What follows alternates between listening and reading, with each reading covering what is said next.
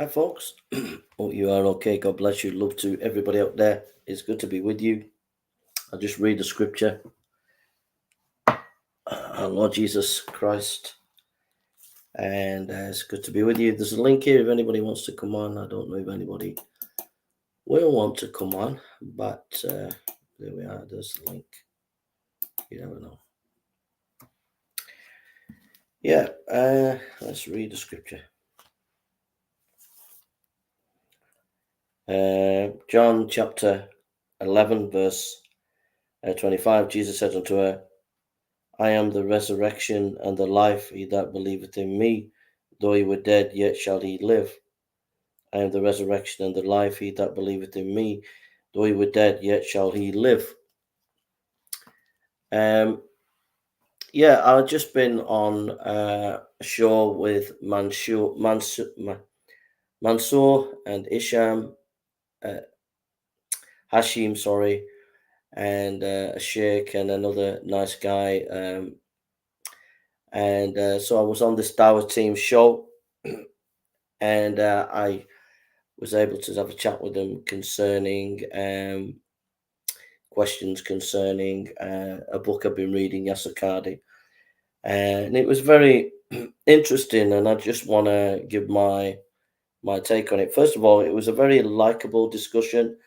They treated me with the utmost respect, which was nice. It was so nice because I was able to talk with them. It wasn't aggressive. It meant that I could be at peace and calm because they were respectful, and I really appreciated that. Also, I was able to ask my questions, and it wasn't confrontational. It was a good discussion, and so I really appreciated them. If they do listen to this, I want to thank them for the very mature way they talked to me. I really appreciated that.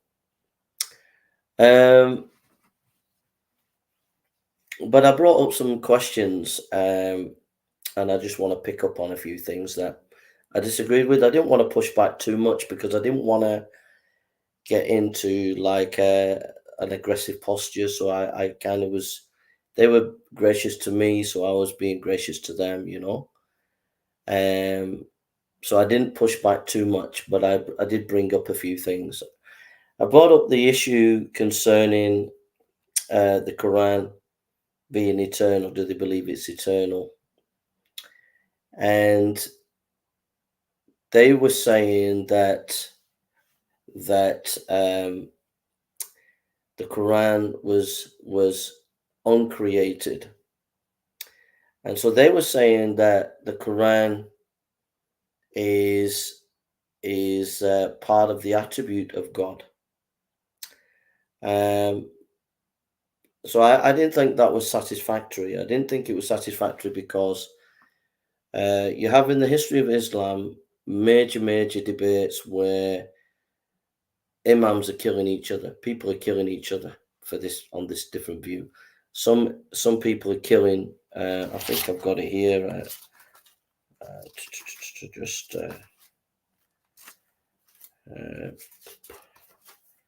Just get it. But there was a lot of killing going on.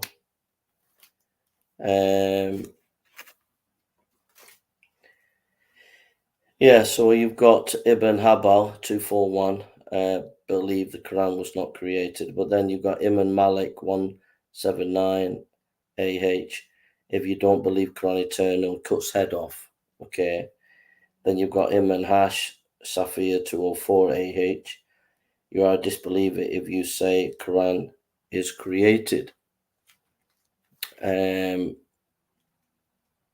First scholar to reject the Quran is eternal is Jal ibn Dera 124 AH. He was executed. Abbasan Caliph Mamun 218 persecuted anyone who said the Quran was eternal. So I didn't think they really were satisfactory in answering this issue about the eternal Quran, the eternal issue of the Quran. There were these major debates where people were killing each other on this issue. So it was a major debate. And they were saying that ontologically, which means being, that Allah's word was part of a part of the attribute of God. That presents a problem.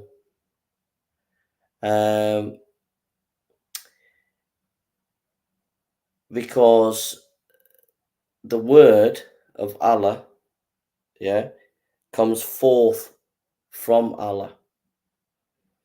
All right. So how is it not separate from Allah? So they were saying that the actual physical words are created, but the word eternally was not created. I still think you have two eternal situations. You have Allah as being, and then you have Allah's word, but they're saying Allah's word is part of his being. When that would mean that Allah's word,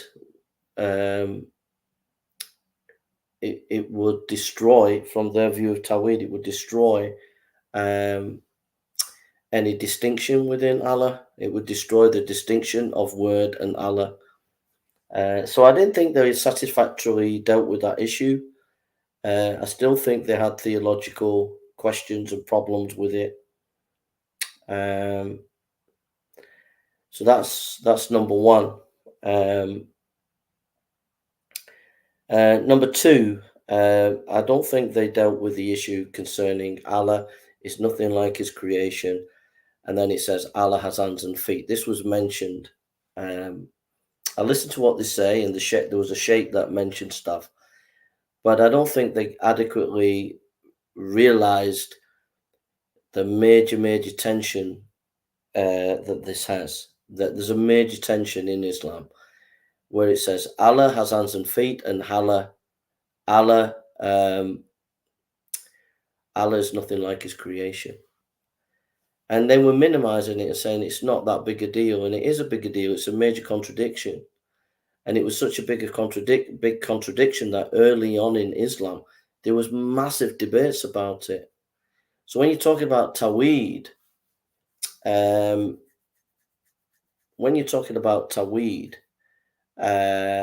what do you mean by Tawhid? Well, how do you define who God is? You have to define who God is. Well, if he's nothing like his creation, how can you say anything about God? If he is like his creation, hands and feet, well, what does that mean? And if he's nothing like his creation and you've got language saying hands and feet, there's a contradiction there. How do you navigate the tension? And this was a major issue in early Islam. And it was so there wasn't this clear understanding of what Tawhid was. It just wasn't.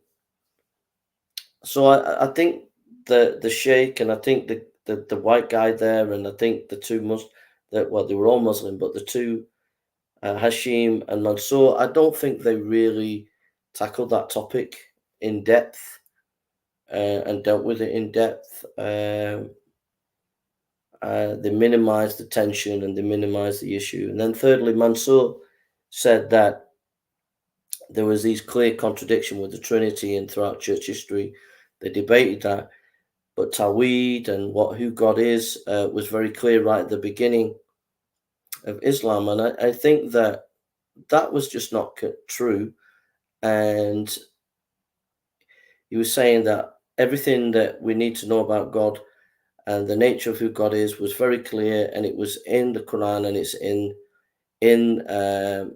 the Hadiths, etc. right at the beginning. And I was thinking, well, actually, when you look at early Islam, you have a big emphasis on recitation, and that the word was minimal. Hi, Michelle. God bless you. And so, in the sense that the Quran was so-called given on sticks, stones, and bones. Okay, it was given on sticks, stones, and bones. and then it was collected, and it was piecemeal. Then Abu Bakr collected it, and then there were other companions that collected. So there were different collections of the Quran before you get to Uthman. And then when you get to Uthman, there were different understandings of the Quran. So you had to make one Quran. And then on top of that, you had the so-called recitation. And because of that, there wasn't an emphasis on writing a lot. And so the first scholarship that came about the Quran was the tafsir. These are commentators like we have John Calvin or like various commentators like John Calvin, Matthew Henry. So you had these tafsirs, and then after the tafsirs, you have the scholars who came along who talked about the recitation. So what I'm saying is there wasn't this clear understanding of Tawheed because there was a development in the literature. There was a development in the thinking. There was a development in the compilation of the hadith. There was a development in the compilation of the Quran. And then after those developments, there was developments in the commentaries. There was a development in theological reflection. There was not this clear, oh, we believe in Tawheed, and it's very clear right at the beginning. And it's just not there. It's dishonest to say that. There was, so Mansour was like, he was just not being honest. Not, I don't believe he was being dishonest in trying to deceive, but I don't think he was being honest with himself in recognizing the development of the literature in Islam and the theological debates. And there was major discussions of what Tawheed was. For example, the 99 names of Allah came later. It wasn't there right at the beginning. It came later. Many of the concepts of the nature of God, they had to borrow from Christians because they didn't have the language or the ability to have that theological foundation. So when they hit the Christians and were debating on the Trinity, they actually borrowed concepts from Christians in order to develop their understanding of the nature of God. So Mansour was not honest or didn't really fully know his early history, or he twisted it in a way. He was saying, well, it was all there right at the beginning. That's just not correct because the literature had a development, and that's plain to see. And Yasser Qadhi's book makes that clear. So there was 3 issues that was not satisfactorily answered. The eternality of the Quran, and what's the implication of that? They did say that it's a difference between Jesus had a will, the word doesn't have a will in terms of Islam. But the issue is how they try to get out of that. Allah comes in time through the word. It doesn't solve the problem. One of the Sheikh mentioned that Moses in the Quran heard the word of Allah. Well, was that the word of Allah or not? If it was the word of Allah, then Allah came into time. How does that work? How does that work that Allah came into time? Did Allah change then? So they kind of didn't really understand the implications of what they were saying, and they were minimizing it. But I appreciated what they were saying because I was listening to them, and because I was listening to them respectfully, they thought I was nearing Shahada. No, I was just being respectful and listening. I completely would never do Shahada in a million years because I just know and believe that Islam's false. It's just completely false. But when I went on that show, I was showing respect to them because they were being respectful to me, and I appreciated that. So there was the eternality of the Quran. I wasn't satisfied in their answer. I didn't push back too hard on them on that. I just said, okay, right. But I thought they've not really solved that issue. They didn't solve the issue between when the Quran says Allah's word, Allah is nothing like his creation, and then it says he has hands and feet. They didn't deal with that issue. There is a major tension there. It's a major contradiction. And they've not dealt with that at all. And they didn't deal with it. And then what was the other one? I can't remember now.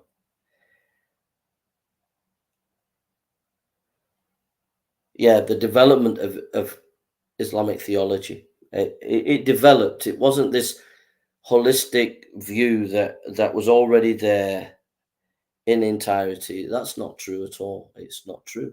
Just the Quran wasn't there in its whole entirety. It was given in bits and bats, in sticks, stones, and bones. So this idea that it was all there right at the beginning is not correct.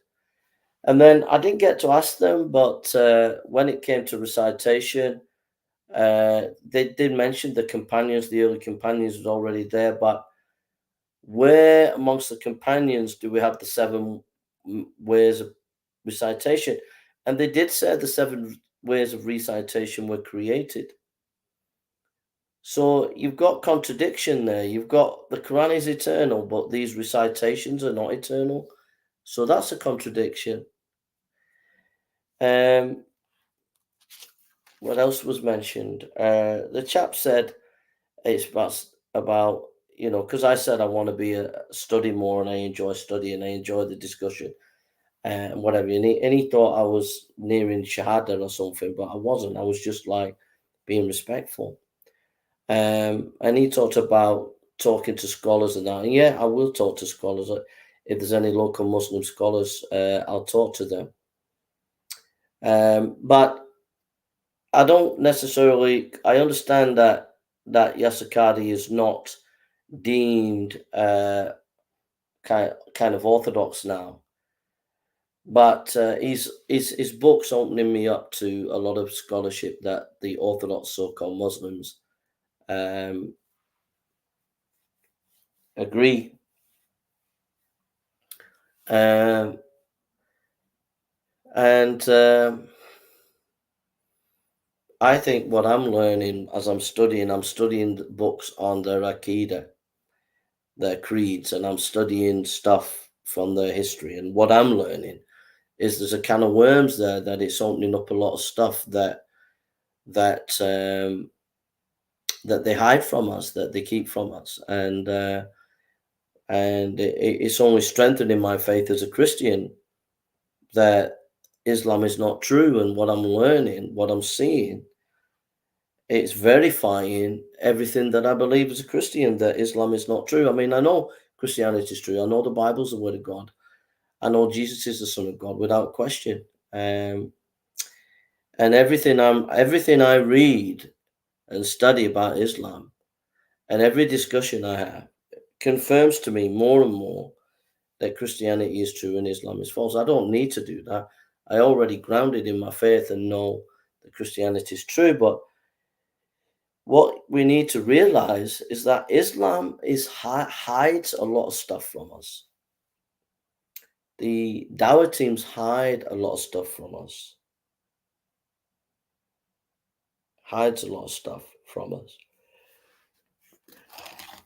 So that's it, really.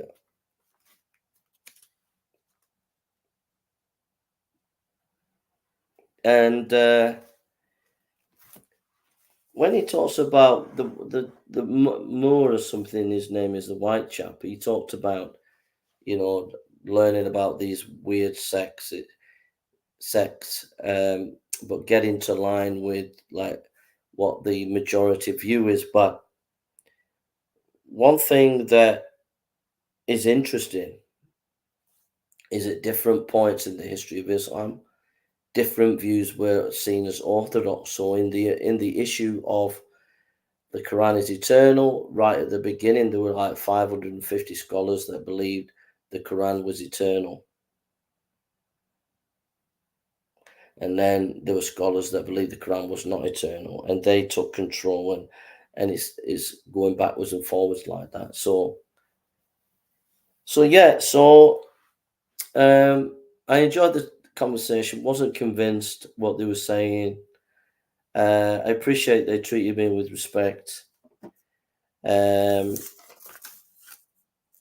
Hashim talked about they have all these scholars in the first century, um, but where are the sources? The sources aren't first century. Um, in other words, the literature of these so-called companions comes in later hadith, which were collected like hundreds and hundreds of years after. So that's just incorrect to say that, you know. Yeah, yeah, they don't have truth, Michelle. Yeah. So, and they were saying, be a student of knowledge and be sincere and pray to God and everything like that. And I listened to them. I didn't want to push back because I didn't want to like start getting into polemical debate and aggression. I just listened to them and that. And the one guy thought I was wanting to take my shahada. Afterwards, I came up and he went, "Oh, that guy was just like that." I'm thinking, nah, you've met one of the strongest Christians you've ever met, young man. They don't know who they're talking to. I've been to Ghana for 6 years. Eat Ghanaian food. I mean, some people might like Ghanaian food, but it's not for me. I like my chicken, UK chicken, and burgers and steak and things like that. So it's been a sacrifice being a missionary. So I'm pretty tough. You know what I mean? I'm pretty tough. There's no way in a million years I'm going to take a shahada. Not in a million years. I'm as tough as old boots nails by God's grace. I'm willing to go to Malawi and work in the slums. I'm willing to go into villages. I'm willing to go and live where there's droughts, things like that. I'm willing to sacrifice myself anywhere, anytime. So that's because I'm a warrior for Jesus, me. So that young guy, he thought I was going to take my shahada, which is just ridiculous. But I wanted to be respectful because they were being respectful, and I wanted to get some ideas out to see what they say, and I appreciated it. And you can't really debate for people. It's not going to go well. They're going to be able to cut you off and bring stuff in. So just try and keep it calm, so I can get my thoughts out and see how it lands, see where it's working. And I got some helpful information. I did learn some things from them, and I got to understand their mindset a bit, which was good. But the top and bottom of it, the lesson to learn is that when you start studying Islam, it actually opens up a can of worms for Islam. You actually start learning. So it doesn't actually build your confidence in Islam. It actually shows you the weakness of Islam, and it exposes Islam. Like, for example, knowing that they were killing each other, they were literally torturing each other right at the beginning for those who disagree on the eternality of the Quran. So that's it, really. It's getting late. I'm gonna go. I want to share a book. If you have any children, grandchildren, um, the shahada is if you say Muhammad, Allah, something like uh, there is only one God, Allah, and Muhammad is a prophet. If you say that out loud, and you say that means you become a Muslim. If you say it and mean it in your heart, it's a shahada. It's like the sinner's prayer, the Billy Graham sinner's prayer. If you say you shahada, you become a Muslim. That's what shahada is, yeah? And they thought I was going to take my shahada because I was listening to them, this white guy on there, which is ridiculous. But this book is really good. It's called, if you've got any grandchildren, get hold of this book and get by them. It's really nice. William Steig, Yellow and Pink, published by Squarefish. It's really nice. It's about these two wooden puppets that have been made, and they ask who made them. Did the tree just fall and they were made, and they're asking these questions, and then they realize that somebody made them. And it's just about, it's really teaching children about God created the world. It's a really, really nice book, and it's a really nice book to give your grandchildren to read them to bed at night. It's only short, but it's really nice. So get that for your children. I'm going to read it when I get to Malawi to the kids. Squarefish, that's the publisher, yeah. Yeah, so that's it really. Nothing else to report there. We're studying, and but it was nice. It was a nice discussion. I enjoyed it. It was good. So what was it? What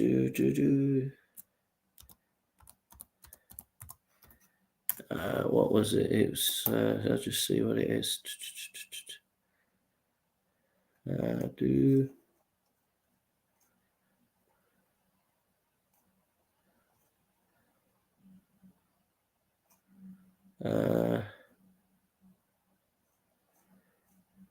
Just trying to get.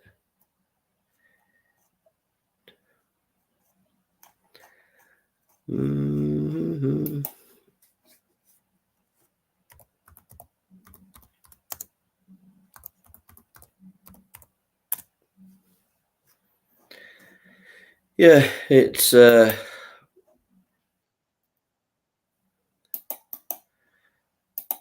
that's the link there if anybody wants to get on, and you can find me on there.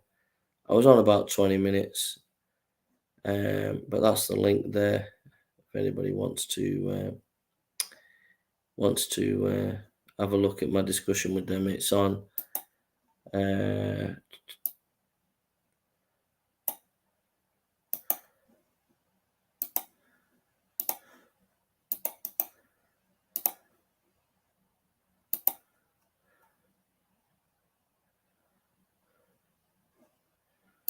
That's the title of the video. So I was on there talking to Hashim Mansour and Morris and an imam or sheikh.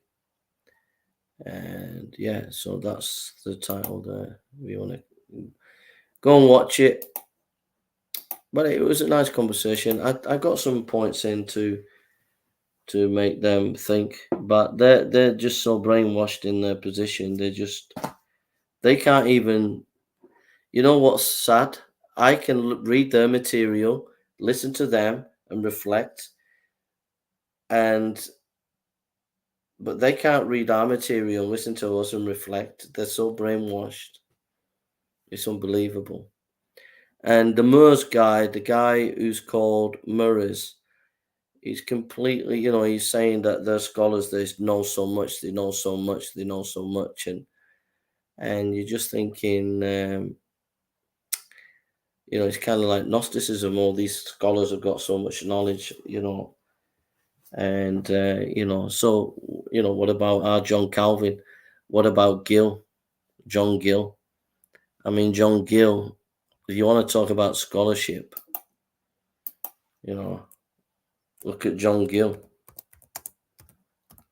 right?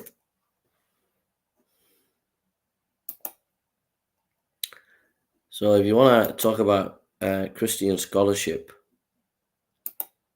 like in-depth scholarship, like go and look at someone like John Gill. Look at him for scholarship. About him knowing Hebrew and Greek and all the rest of it. And then what's he called? Robert Dick Wilson. Robert Dick Wilson. Have a look at Robert Dick Wilson.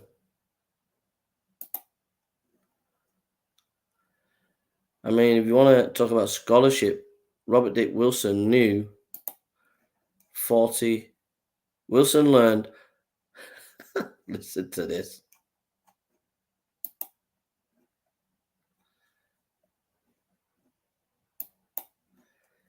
Listen to this. Robert Dick Wilson was an American linguist and Presbyterian Old Testament scholar who devoted his life to prove the reliability of the Hebrew Bible.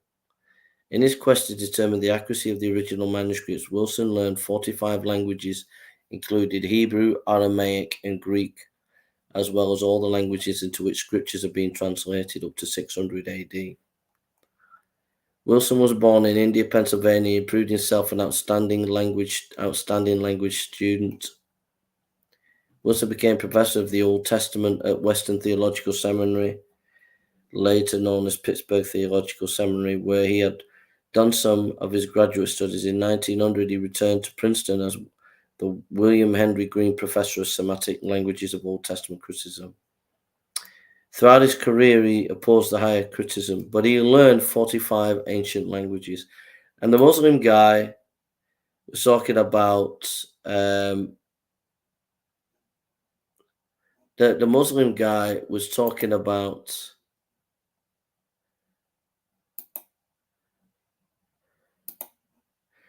the Muslim guy. So yeah, Robert Dick Wilson. Yeah. So let me just give you that there.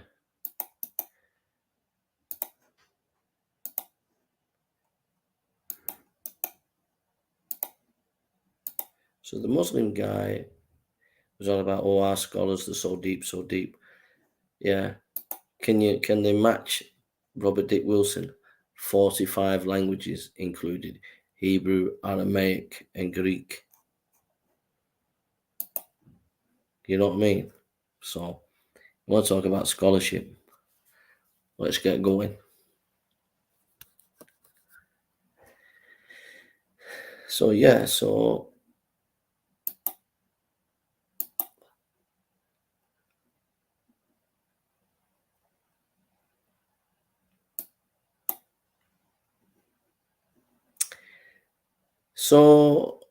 that's it really. Nothing else to say really. Just hope everybody's okay. Check out the website. I'm gonna, God willing, go out to do some evangelism tomorrow. Well, we'll see. We shall see. So there's nothing else to report really. So I'm gonna go. Love to everybody out there. Michelle, God bless you. Anybody else who comes on, God bless you. The link is there if anybody wants to come on. The link is there.